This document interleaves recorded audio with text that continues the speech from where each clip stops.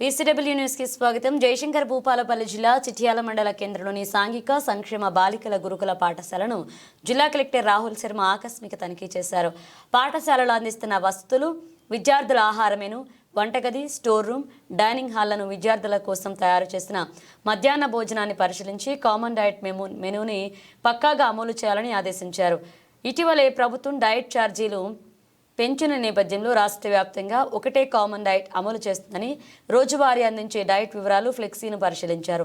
విద్యార్థుల ఆరోగ్యం మరియు చదువు అత్యంత ప్రాధాన్యమైనవని తెలిపారు. ఈ తనిఖీలో స్థానిక సంస్థల అదనపు కలెక్టర్ విజయలక్ష్మి, ప్రిన్సిపల్ భిక్షాపతి పాల్గొన్నారు.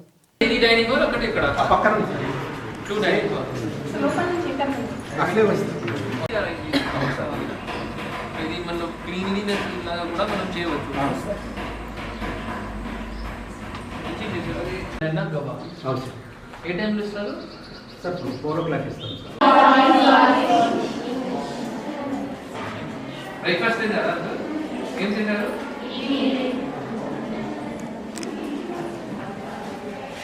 621 మనకు అడ్మిటెడ్ సార్, కానీ 588 సరిపోతుంది.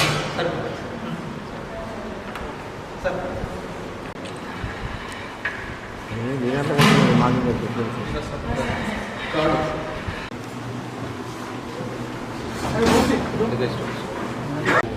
పనిచేస్తుందండి.